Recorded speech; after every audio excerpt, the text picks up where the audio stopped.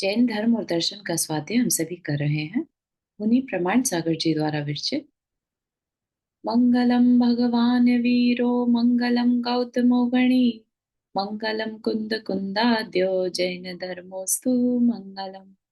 नमो अरिहंताणम नमो सिद्धाणम नमो आयर्याणम नमो उवज्जायाणम नमो लोए सवसाहुणम।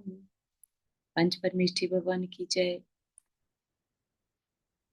सभी नौवर्ण नमोकार मंत्र पढ़ लें।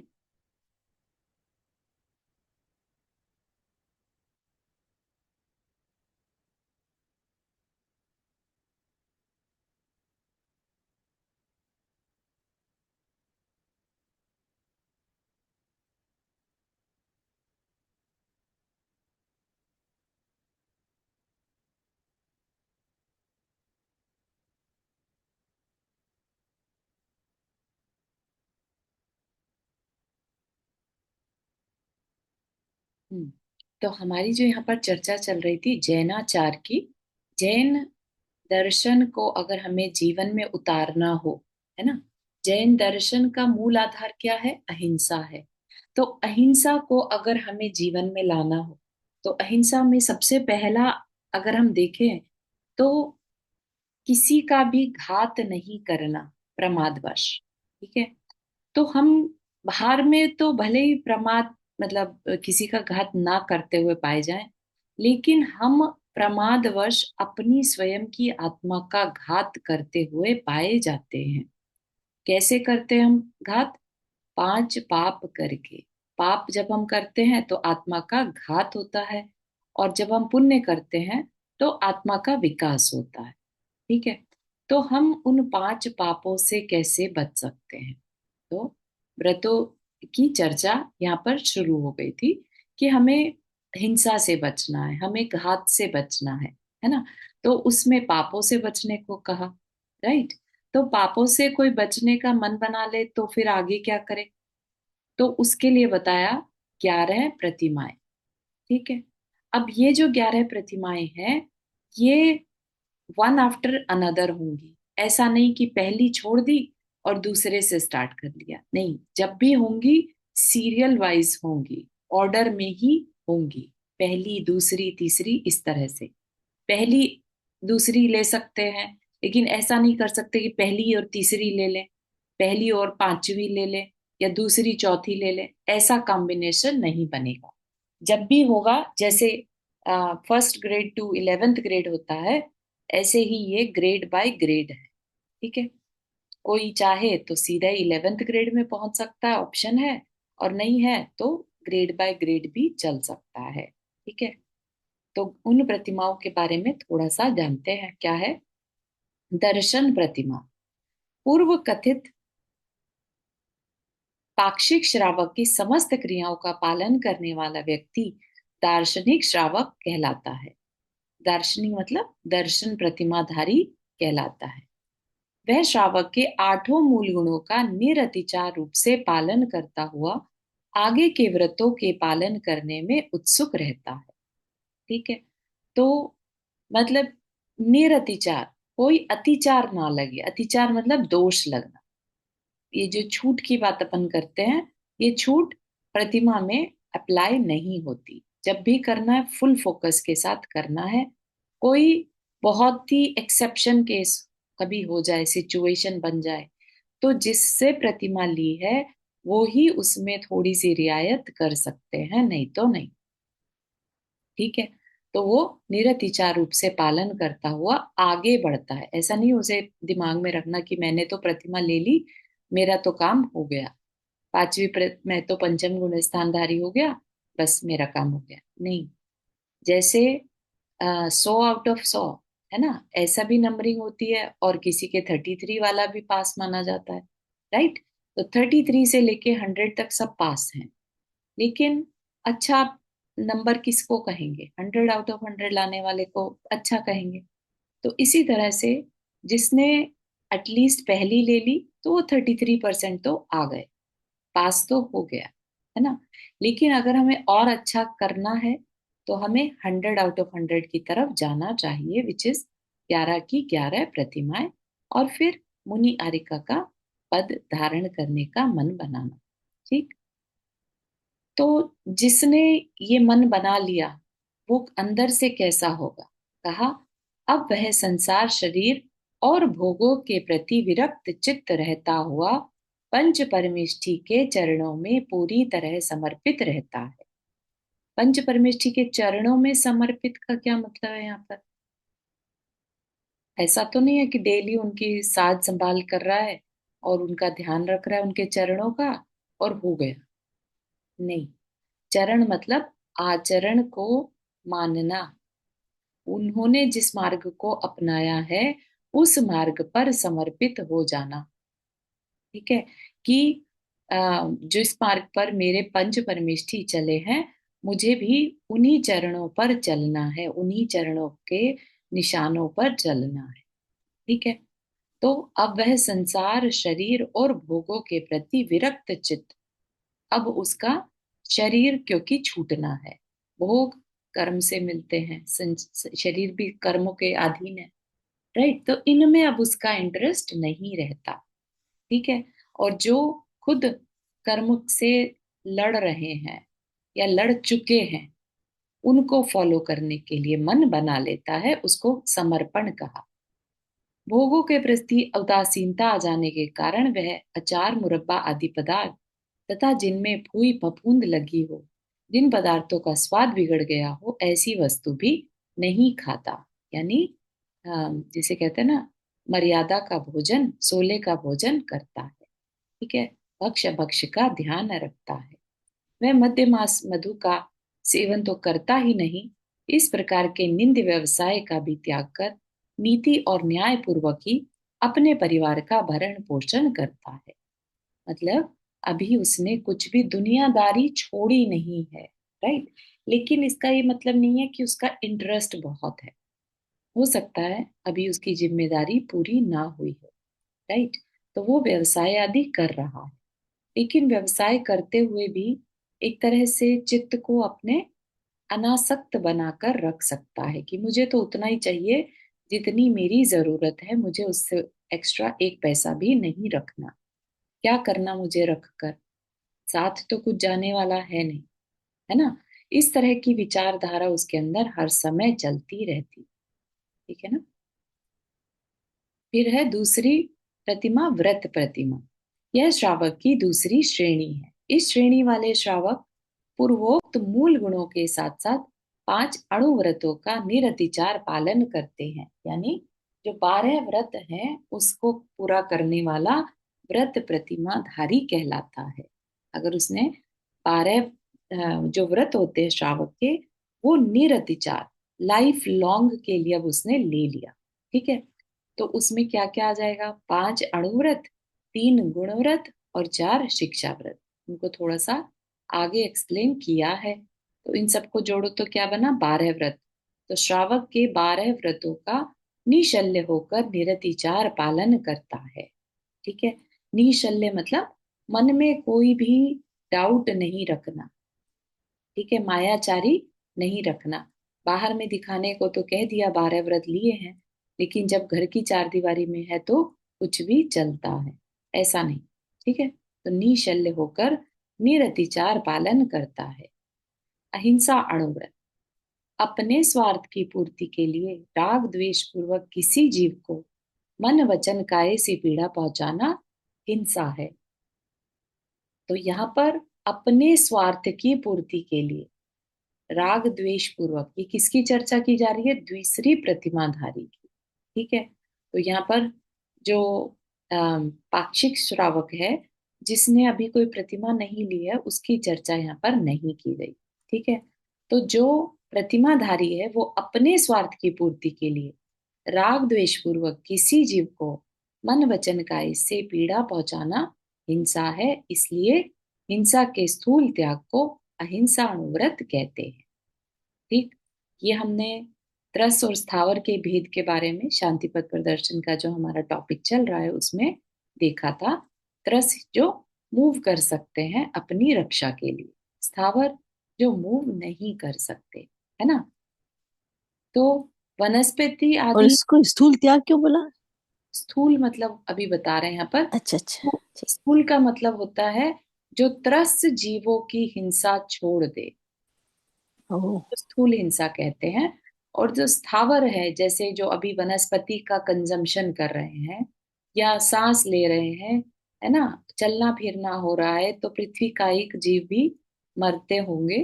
तो सूक्ष्म जीवों की हिंसा का अभी कोई कॉन्सेप्ट नहीं है। स्थूल हिंसा यानी त्रस। ठीक है।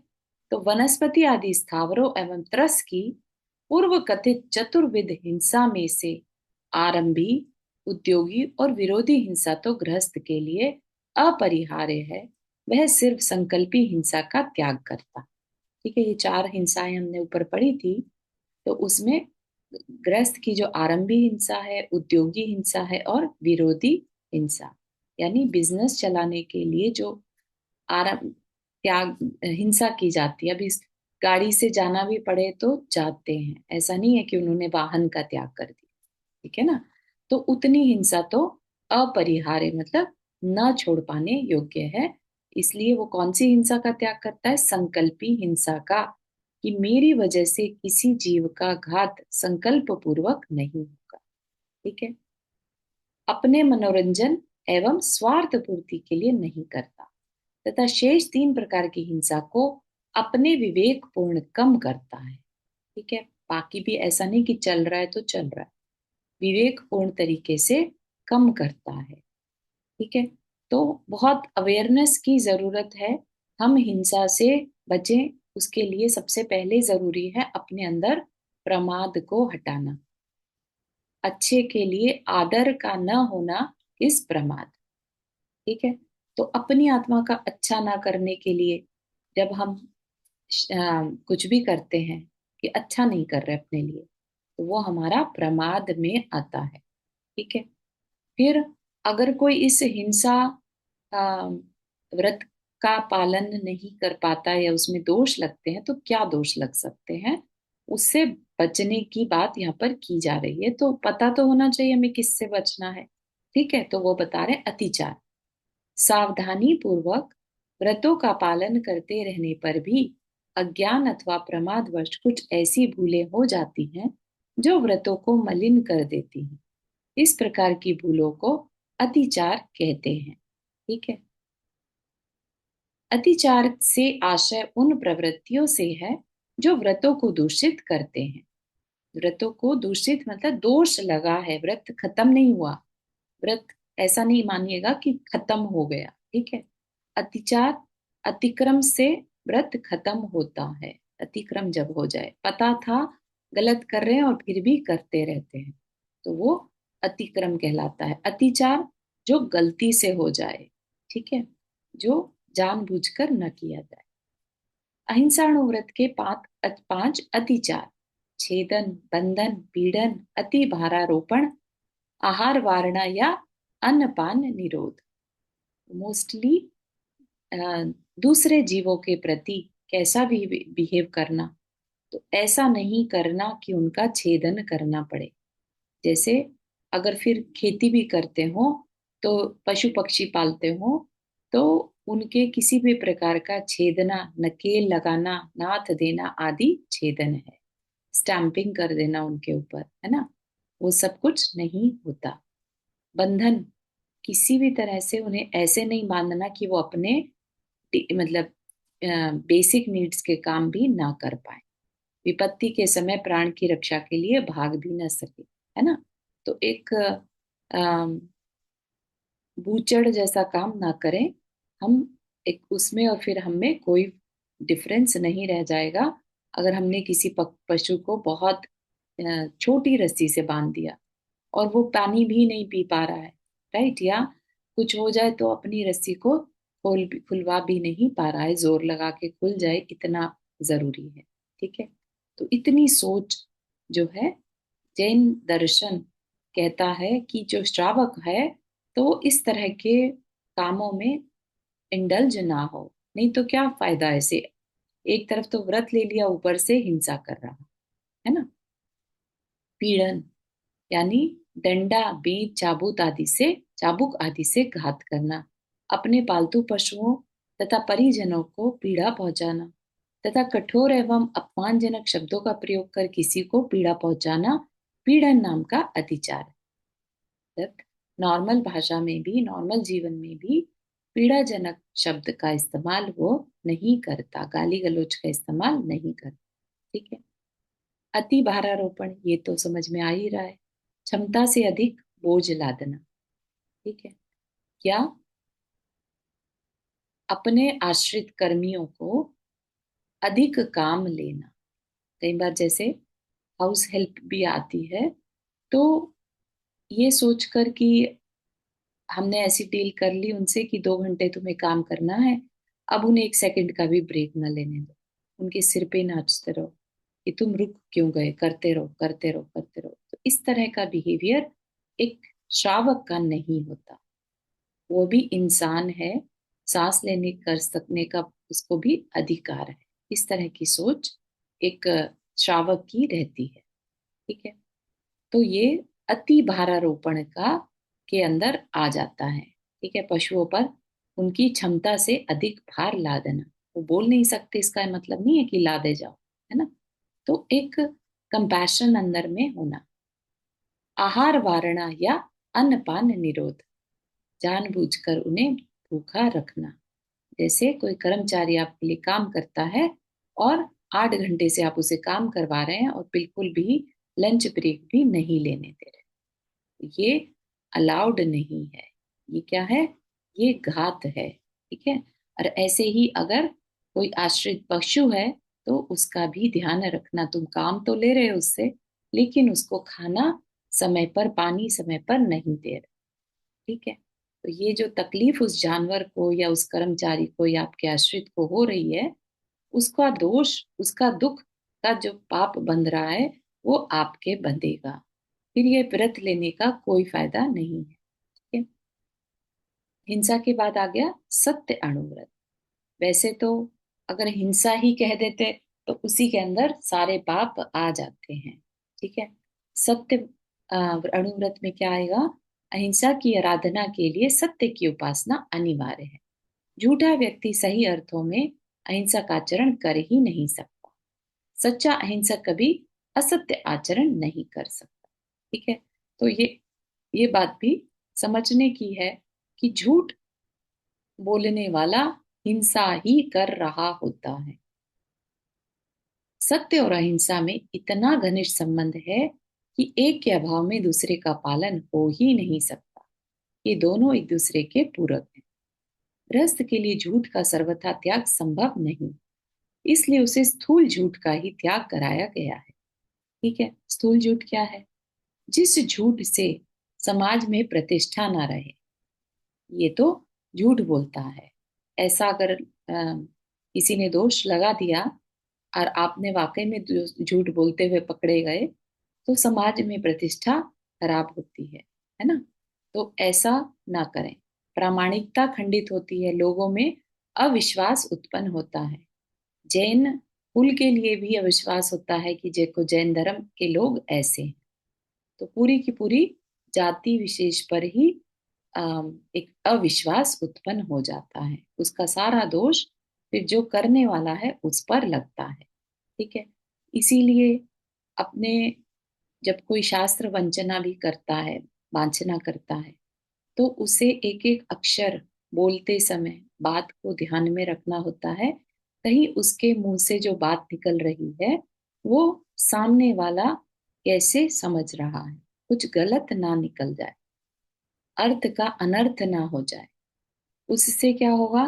सामने वाले का जीवन तो खराब होगा ही, आने वाले अनेक जन्मों के प्राणी जो हैं उस झूठ को सच समझकर अपने जीवन का बिगाड़ कर सकते हैं। ठीक है ना। तो ये बहुत इंपॉर्टेंट है कि हमारी कभी भी किसी भी बात से अविश्वास उत्पन्न ना हो, अपनी बात पर हम हमेशा अडिग रहें। ठीक है। तथा राजदंड का भागी बनना पड़े, इस प्रकार के झूठ को स्थूल झूठ कहते हैं। सत्य अनुवृत्ति श्रावक इस प्रकार के स्थूल झूठ का मन वचन काय से सर्वथा त्याग करता है। साथ ही वह कभी ऐसा सत्य भी नहीं बोलता जिससे किसी पर आपत्ति आती हो, है ना।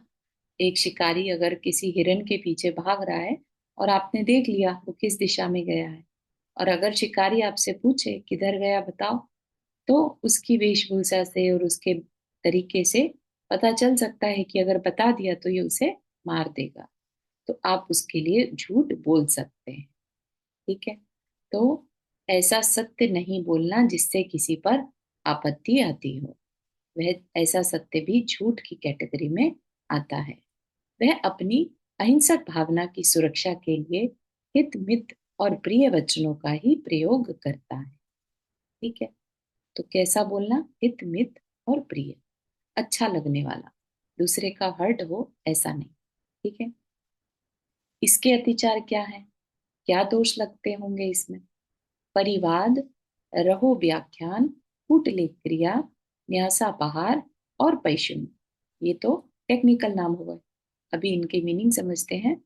किसी की निंदा करना अथवा किसी के साथ गाली गलौज करना परिवाद कहलाता है। निंदा करना, ठीक है, पीठ पीछे तो और भी बुरा माना जाता है। सामने भी किसी के अगर कमी बतानी भी हो तो पॉजिटिव वे में बताई जा सकती है। किसी के साथ गाली गलौज करना परिवाद, वाद विवाद करना अननेसेसरी, है ना। किसी किसी को आदत पड़ जाती है ना झगड़ा करने की, छोटी छोटी बातों पर वो बस मौका देखते हैं, तो वो चीज सत्य अनुव्रत के अतिचार में आता है। क्योंकि श्रावक क्या होगा? शांत भाव से अपने में रहना पसंद करेगा, क्योंकि उसे अब संसार नहीं बढ़ाना, है ना। क्यों वो किसी के साथ गाली गलौज करके अपना संसार बढ़ाएगा? क्यों किसी की निंदा करेगा? उसको क्या मतलब दूसरे से? राइट। दूसरों के गुप्त रहस्यों को उजागर कर देना रहो व्याख्यान है। ठीक है। किसी ने आपसे कुछ बात कह दी, तो वह तीसरे पर्सन तक नहीं जानी चाहिए। झूठे दस्तावेज तैयार करना, झूठे लेख लिखना, झूठी गवाही देना, किसी के जाली हस्ताक्षर बनाना अथवा झूठा अंगूठा लगाना, किसी पर झूठे आरोप लगाना, यह सब कूटलेख क्रिया है। डॉक्यूमेंट से रिलेटेड कूटलेख क्रिया। ठीक है। तो ये भी नहीं करना। पैशून्य अर्थ है चुगली करना, पीठ पीछे किसी के बारे में गलत बात कहना। ठीक है। दूसरों की धरोहर को हड़प लेना न्यासापहार है। हमारी थी नहीं लेकिन हमने धोखे से हड़प ली। अवैध कब्जा कर लेते ना जो, भवन भूमि आदि का अवैध कब्जा भी इसी के अंतर्गत आता है। तो इससे हमें बहुत बच के चलने की जरूरत है। ठीक है। अब है अचौर्य अणुव्रत। चोरी हिंसा का एक रूप है। अहिंसक के सम्यक परिपालन के लिए चोरी का त्याग भी आवश्यक है।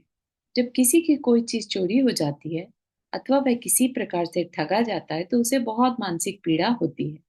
उस मानसिक पीड़ा के फलस्वरूप कभी कभी हार्ट अटैक भी हो सकता है ना। किसी ने बहुत मेहनत से पैसा कमाया और किसी ने आके उसका पैसा चुरा लिया, है ना।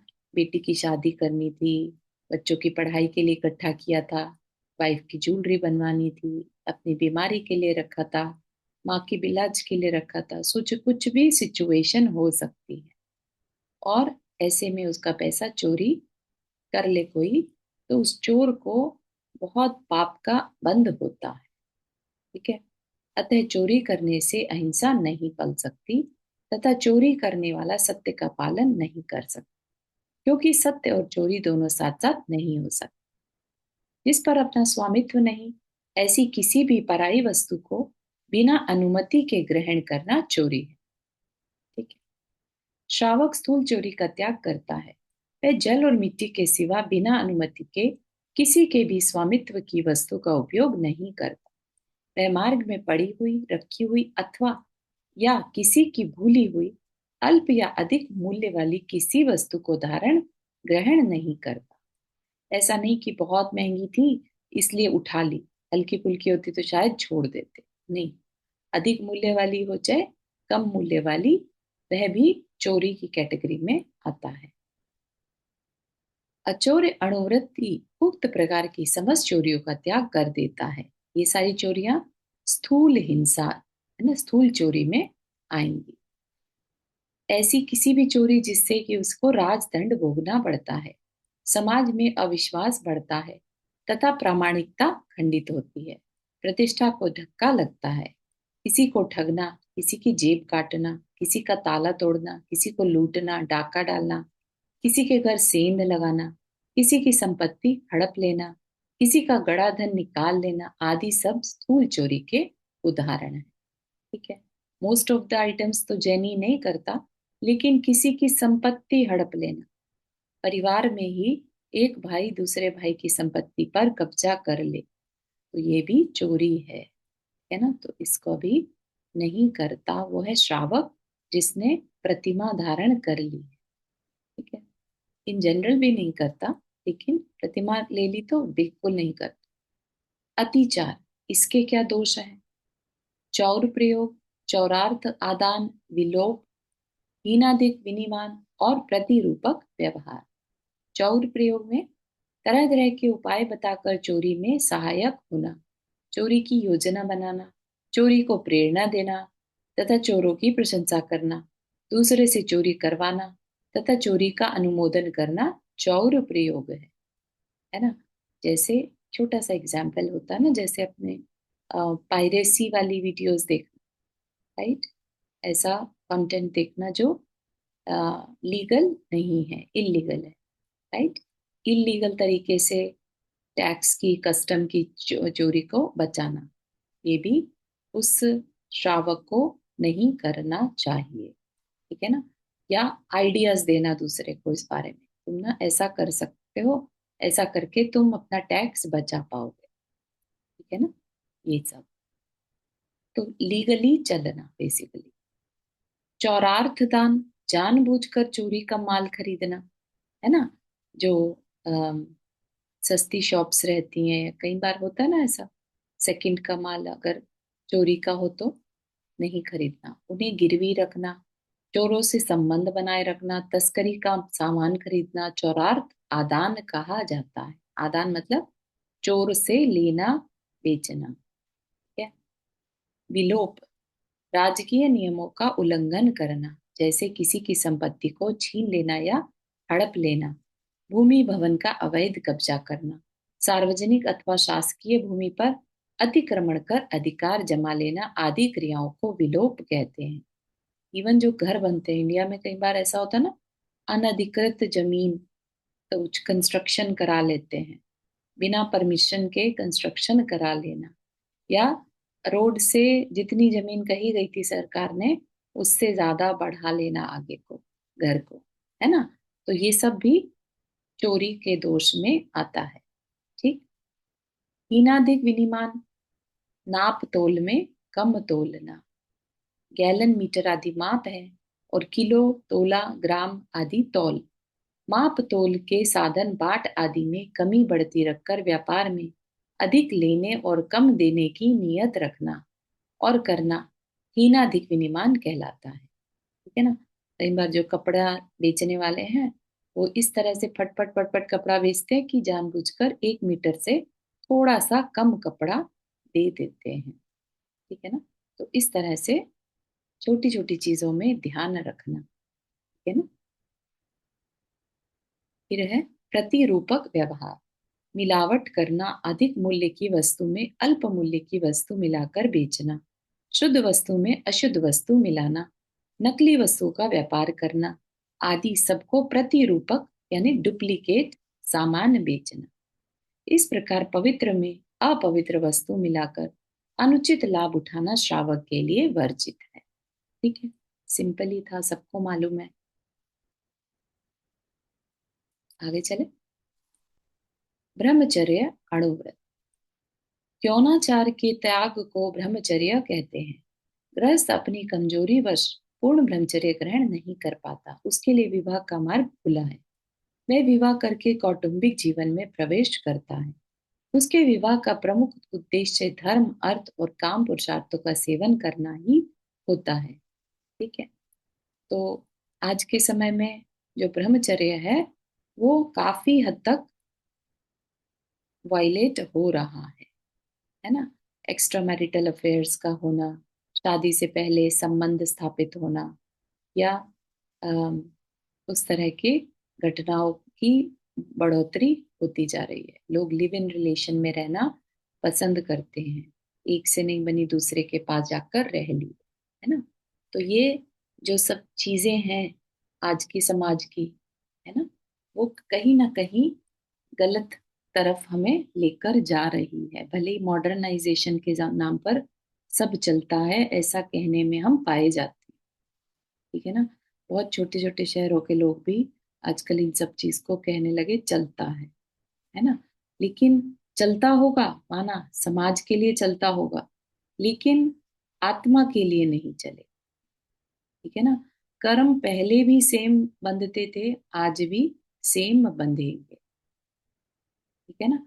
तो ऐसा नहीं कि पहले कोई लिव इन रिलेशन में रह रहा है और पहले उस चीज को किसी दूसरे नाम से लिया जाता था, आज वो नाम हटा दिया तो चलता है कह दिया, ठीक है ना। तो वो सब ठीक नहीं, ठीक है। विवाह के बाद वह अपनी पत्नी के अतिरिक्त अन्य सभी स्त्रियों को माता, बहन और पुत्री की तरह समझता है तथा पत्नी अपने पति के सिवाय अन्य सभी पुरुषों को पिता, भाई और पुत्र की तरह समझती हुई दोनों एक दूसरे के साथ ही संतुष्ट रहते हैं। इसे ब्रह्मचर्य अणुव्रत या स्वदार संतोष व्रत कहते हैं। स्वदार मतलब स्व, अपनी पत्नी में ही संतोष रखना। अतिचार, जिसने दूसरी प्रतिमा ले ली वो क्या करेगा, क्या अगर करता हुआ पाया जाए तो अतिचार है।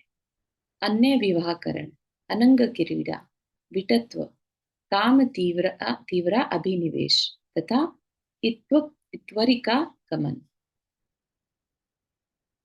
अन्य विवाह कारण, दूसरे के विवाह कराने का व्यवसाय करना, दिन रात उसी चिंता में लगे रहना, किसका कैसे जुगाड़ बिठाऊं, है ना। तो ये क्या है, आ, वर्जित है प्रतिमाधारी के लिए। जिनका विवाह करना अपने गार्हस्थ्यिक कर्तव्य में सम्मिलित नहीं है, उनका स्नेह व लोभवश विवाह करना अन्य विवाह करण है। कि फ्रेंड के बच्चे का या पड़ोसी के बच्चे का इस तरह से कराना उसके लिए वर्जित है, ठीक है। आप उनको गाइड कर सकते हैं कि भाई हम तो नहीं है, लेकिन आप अगर कोई बहुत ही मजबूरी में आपके पास आता है, जैसे कोई बहुत ही फाइनेंशियली नहीं कर पा रहा है और आपसे गाइडेंस लेना चाहता है तो अलग बात है, राइट। लेकिन आगे बढ़कर उसमें खुद इंटरेस्ट लेना वो ठीक नहीं। अनंग क्रीड़ा, विकृत और उच्छृंखल यौनाचार में रुचि रखना, अप्राकृतिक मैथुन करना अनंग क्रीड़ा है, ठीक है। विकृत और उच्छृंखल यौनाचार में जो पॉर्न वेबसाइट्स होती हैं वो यहाँ पर आ जाएगा अनंग क्रीड़ा। तारू जी आपने हाथ रेस किया। हाँ जी जी। जी जी। अभी जो शादी के बारे में बात हो रही थी ना, तो उसमें जैसे लोगों का ऐसा होता है, जैसे वो पूछते हैं कि किसी को जानते हैं या कुछ ऐसा, तो एक दूसरे को बता देते हैं कि वो कोई है जिसकी बेटी है या बेटा है, तो वो जो और कम्युनिकेट भी करवा देते हैं, तो वो भी गलत है क्या? नहीं, वो तब तक चलता है वाली बात है, दोष तो लगता है उसमें भी, लेकिन उतना नहीं जितना व्रती को लगे। ये बात चल रही है व्रती के लिए, व्रती के, वैसे की। ठीक है ना। अच्छा। उनको बिल्कुल नहीं इन्वॉल्व होना इसमें, ओके। ठीक है। तो जो सामान्य गृहस्थ है वो तो करते ही हैं ये काम, है ना। Right. Okay. Thank you church. चलो। विटत्व, काम संबंधी कुचेष्टाओं को विटत्व कहते हैं। काम, तीव्र अभिनिवेश, काम की तीव्र लालसा रखना, निरंतर उसी के चिंतन में लगे रहना, काम उत्तेजक निमित्तों का संयोजन करना, काम तीव्र अभिनिवेश है, ठीक है। तो इस तरह की चीजों में लगे रहना तो वह भी वर्जित है। इत्वारिका गमन, इत्वारिका होता है वैश्यागमन, चरित्रहीन स्त्री पुरुषों की संगति में रहना, व्यभिचारिणी स्त्रियों के साथ उठना बैठना, उनसे संबंध बनाए रखना इत्वरिका गमन है, ठीक है। नेक्स्ट, लास्ट अणुव्रत है परिग्रह परिमाण व्रत। परिग्रह, धन धान्य आदि बाह्य पदार्थों के प्रति ममत्व, मूर्छा या आसक्ति को परिग्रह कहते हैं। बाह्य पदार्थों के प्रति ममत्व, ये मेरा है ना। हम कौन सा कुछ लेकर आए थे जो हम कह रहे हैं मेरा है, तो ये जो मेरा कहना है क्या है, मूर्छा है, आसक्ति है। ठीक है। तो अगर व्रती ही इनसे अभी अपनी आसक्ति को नहीं छोड़ेगा, तो आगे आगे चलकर ग्रह कैसे छोड़ पाएगा, है ना। तो अपनी इवन अपनी संपत्ति से भी मोह को त्याग करने के लिए ये सब परिग्रह त्याग जरूरी है। मनुष्य के पास जितनी अधिक संपत्ति की कामना होती है, उसके पास उतना ही अधिक ममत, मूर्छा या आसक्ति होती है। अपनी इसी आसक्ति के कारण आवश्यकता न होने पर भी वह अधिक से अधिक धन प्राप्त करने की कोशिश करता है। किंतु जैसे जैसे लाभ होता है, वैसे वैसे लोभ भी बढ़ता जाता है। वह अपने इसी लोभ के कारण अधिक अधिक संग्रह करता है ना। तो एक विशियस साइकिल में फंस जाता है। धन कमाने की कोशिश करता है, लाभ बढ़ता है तो लोभ बढ़ता है, लोभ बढ़ेगा तो और अधिक धन कमाएगा। परिग्रह की होड़ में दिन रात बेचैन रहता है। यह लोभ और तृष्णा ही हमारे दुख का मूल कारण है। हम अपने को तो भूल गए और बाहर में धन धान्य आदि कमाने में लग गए। ठीक है ना। तो ये सबसे बड़ा कारण है हमारे, अपने आप को हम दूर होते चले जाते हैं इससे। तो लोभ पाप का बाप इसके लिए बोला। इसमें जितना ज्यादा लोभ होगा, उसमें अपने आप को भूलने की उतनी ज्यादा प्रवृत्ति पाई जाएगी। ठीक?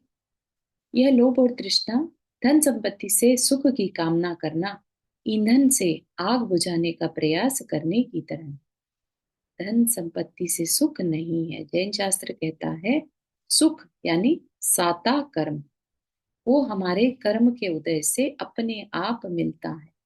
कई लोग बहुत कम पैसे में भी सुखी पाए जाते हैं, और कई लोग बहुत पैसा है तो भी दुखी पाए जाते हैं, क्योंकि उनके असाता कर्म का उदय है। ठीक है ना। तो ये समझना ही नहीं कि जितना धन उतना सुख मेरी लाइफ में होगा। ठीक है। सुख अलग चीज है और धन संपत्ति अलग चीज है। ठीक। यद्यपि मनुष्य की आवश्यकताएं बहुत सीमित हैं, उन आवश्यकताओं की पूर्ति थोड़े से प्रयत्न से की जा सकती है, किंतु आकांक्षाओं के अनंत होने के कारण मनुष्य में और अधिक जोड़ने की भावना बनी रहती है। ठीक है ना। आवश्यकता नहीं भी है तो भी मजा आ रहा है अंदर में, जो चीजें जोड़ जोड़ के रखना, उन्हें देखते रहना, अपने परिग्रह को अप्रिशिएट करते रहना, ये क्या है, रौद्र ध्यान कहलाता है। परिग्रह, रौद्र ध्यान। ठीक है। तो परिग्रह में हर्ष मानने वाला रौद्र ध्यान। ठीक। तो इससे अपने को बचना। ठीक।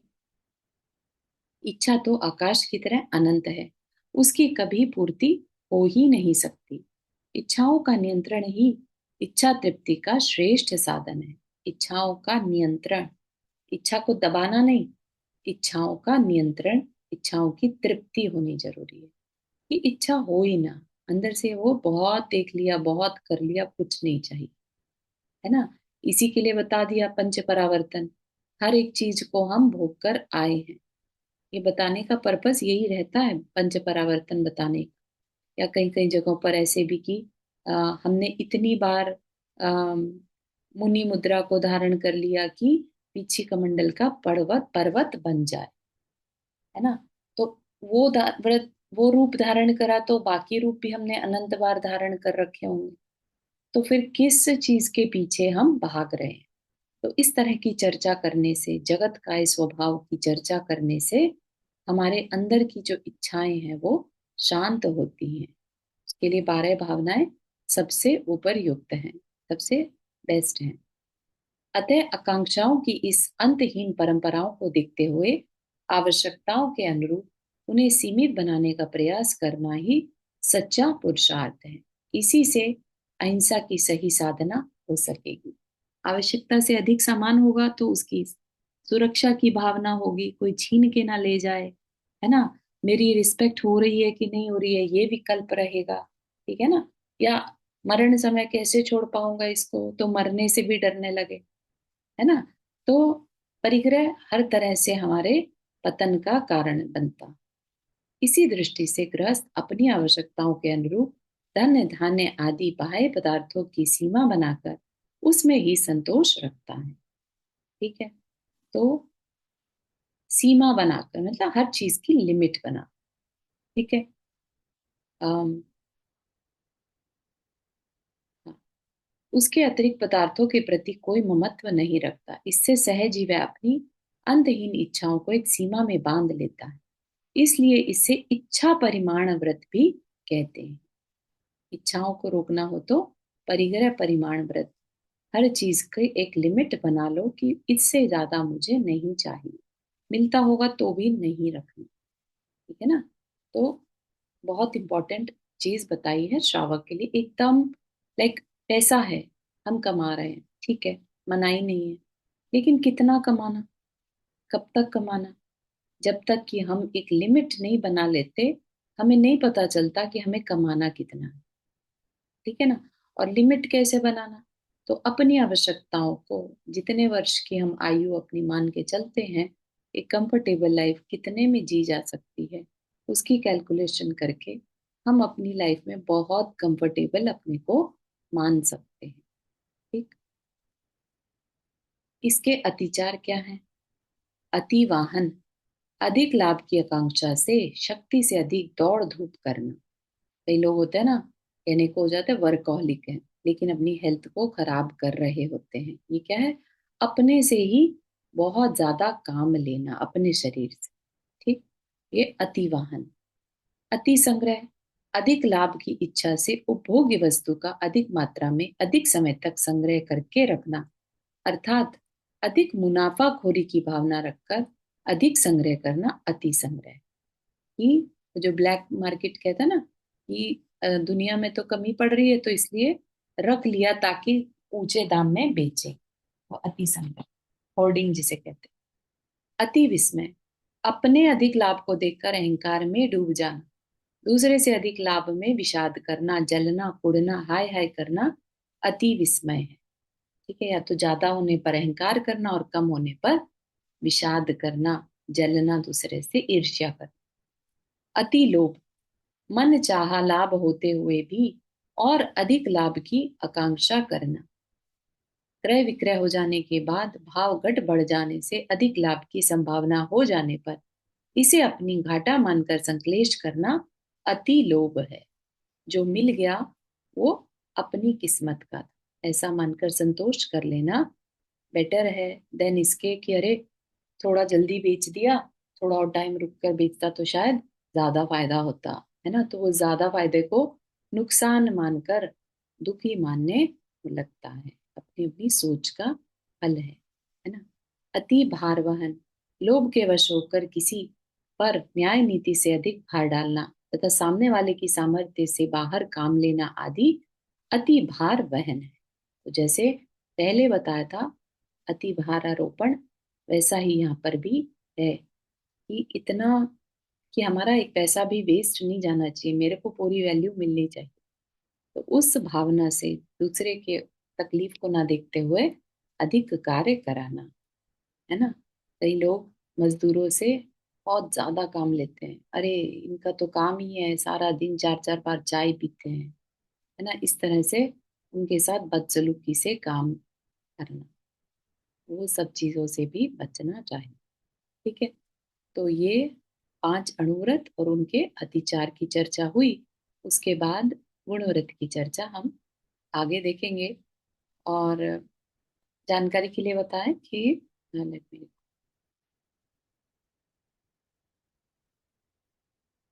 हाँ, तो I am not here next week and following week 2 week का ऑफ है। तो अपन उसके बाद जो सेकेंड वीक ऑफ दिसंबर है उसमें मिलेंगे। ठीक है। जस्ट वांटेड टू, तो लेकिन कल क्लास होगी। मुझे लगा मैंने रिकॉर्डिंग से पॉज करी बट आई डिडंट। आप व्हाट्सएप में डाल दीजिएगा। Sure sure definitely I will remind. ठीक है। आज के लिए इतना ही रखते हैं। किसी को कुछ पूछना है इससे पहले एंड द क्लास।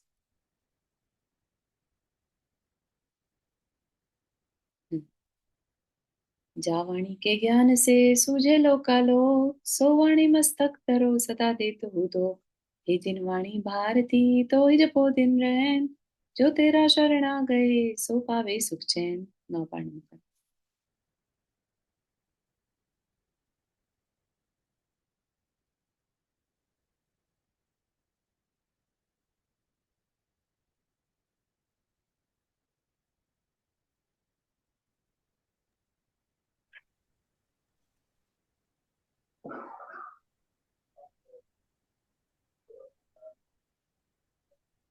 सभी को जय जिनेन्द्र। जय जिनेन्द्र सभी को। जय जिनेंद्र सभी को। जय जिनेन्द्र सबको। सभी जय को। जिनेन्द्र।